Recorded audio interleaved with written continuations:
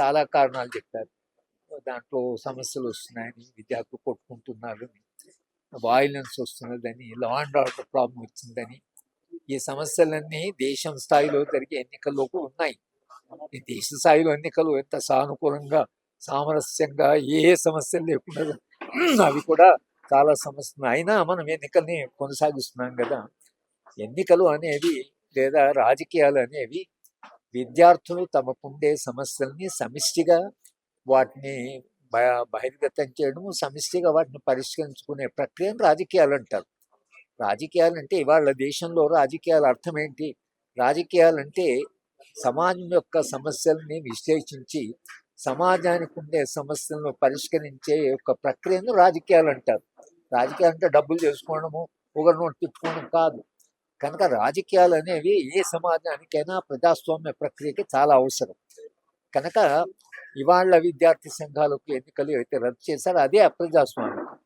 ముఖ్యంగా మన సమాజంలో ఒక నియంతృత్వ ధోరణులు పెరిగిపోతున్నాయి కాబట్టి ఈ నియంతృత్వ ధోరణులు ఆపి ఈ దేశంలో ఉండే ప్రజాస్వామ్యం మరింత సుసంపన్నం చేయడానికి రాజ్యాంగ విలువల ప్రకారం ఈ దేశంలో ప్రజాస్వామ్యాన్ని కాపాడవలసిన, రాజ్యాంగ విలువలు కాపాడవలసిన అవసరం వచ్చింది. కనుక విద్యార్థి సంఘాలకు అన్ని విద్యా సంస్థల్లో ఎన్నికలు మళ్ళీ పునరుద్ధరించాలి.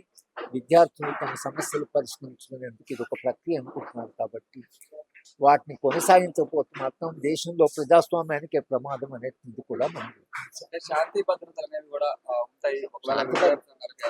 శాంతి భద్రత సమస్య ఏదైతుందో మన జనరల్ ఎన్నికల్లో కూడా ఉంటుంది. కానీ ఇప్పుడు ఎన్నికలు జరుగుతున్న సంస్థలు హైదరాబాద్ యూనివర్సిటీ, ఢిల్లీ యూనివర్సిటీ, జవహర్లాల్ సమస్యలు ఏం లేదు. విద్యార్థులే ఎన్నికలు నిర్వహించుకునేటువంటి ప్రక్రియ హైదరాబాద్ యూనివర్సిటీ ఉంది. వాళ్ళే నిర్వహించుకుంటారు, వాళ్ళే ఎలక్షన్ కమిషన్ పెట్టుకుంటారు. అసలు యూనివర్సిటీకి సంబంధం లేదు. ఆ శక్తి విద్యార్థులకు ఉంటుంది. కనుక మనం విద్యార్థిని తక్కువ అంచనా వేయడానికి ఏం లేదు. ఘర్షణలు కొంత ఉంటాయి. ఘర్షణ ఉన్నా మీరు ప్రజాస్వామ్య ప్రక్రియనే ఆపారు కదా. ఈ దేశంలో ఎన్నికల సమస్య కాబట్టి ఎన్నికలు రద్దు చేసి నేతృత్వం తీసుకొని మనం ఒప్పుకోము కదా. కనుక దాంట్లో ఎన్నికల్లో భాగంగానే ఆ సమస్యలు కూడా పరిష్కారం అవుతాయి.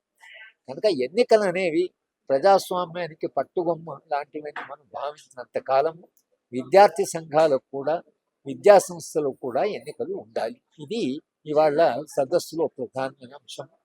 విద్యార్థి సంఘాల్లో కూడా విద్యా సంస్థల్లో మీరు ఎన్నికలను పునరుద్ధరించని కాంగ్రెస్ పార్టీ మేనిఫెస్టోలో రాసింది కాబట్టి మనం కాంగ్రెస్ పార్టీని డిమాండ్ చేస్తున్నాం. మీరు ఇచ్చిన వాగ్దానాన్ని అమలు చేయాలి. ఇక్కడ ప్రభుత్వమే రద్దు చేసింది, మళ్ళీ నిర్వహిస్తుందని చెప్పేసి ఈ విధంగా నమ్ముతారు. నిర్వహించకపోతే ఎటువంటి పోరాటం ఉండదు. అదే అందుకని దానికి విశాలమైనటువంటి ఒత్తిడి కావాలి. ప్రభుత్వం ఒత్తిడి లేకుండా పని చేయాలి.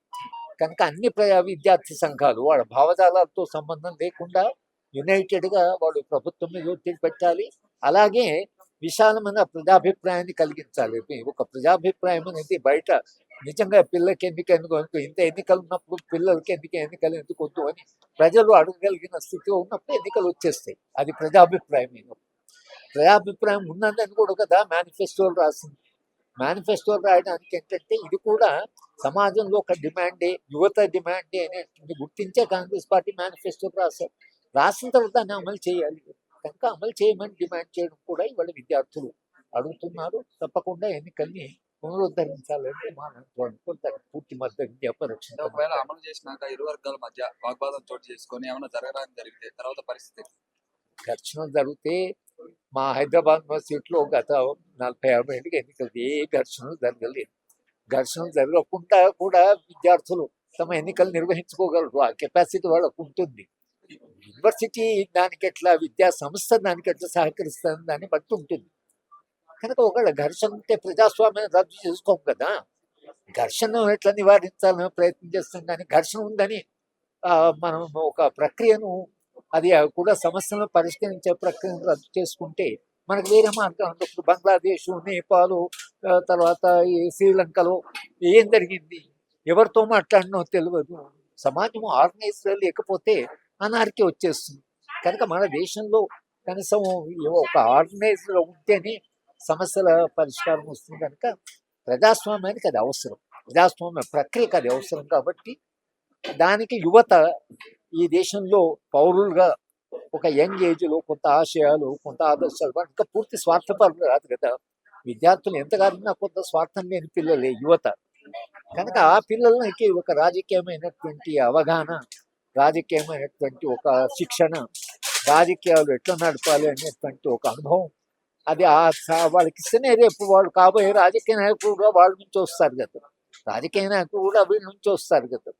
ఆ రాజకీయ నాయకులు కాస్త నడపాలన్నా వాడు రాజకీయ నాయకులు మినిస్టర్లు అయినా ఈ అనుభవం పనికొస్తుంది. జవహర్లాల్ నెహ్రూ దగ్గర నుంచి జయపాల్ రెడ్డి దాకా వీళ్ళంతా వచ్చిన వాళ్ళు. ఇవాళ కేంద్రంలో ఉండేటువంటి మంత్రులు చాలా మంది ఏబీపీ నుంచి వచ్చిన వాళ్ళు, విద్యార్థి సంఘం వచ్చిన వాళ్ళే కదా. మరి మీరు విద్యార్థి సంఘాలు వద్దని ఎందుకంటే, ఎన్నికలు వద్దని ఎందుకంటున్నారు? మీరే చెప్పుకుంటాను మేము ఏబీపీ నుంచి వచ్చాము, లేకపోతే మేము ఆ రాజకీయం నుంచి వచ్చామని చెప్తున్నారు. వచ్చినప్పుడు మరి మీరు ఎన్నికలు దాన్ని ప్రోత్సహించాలి కదా. మీ అనుభవం నుంచి మీరు మినిస్టర్స్ అయ్యారు కదా, కనుక దానివల్లనే మనం డిమాండ్ చేస్తున్నాం. Okay, thank you.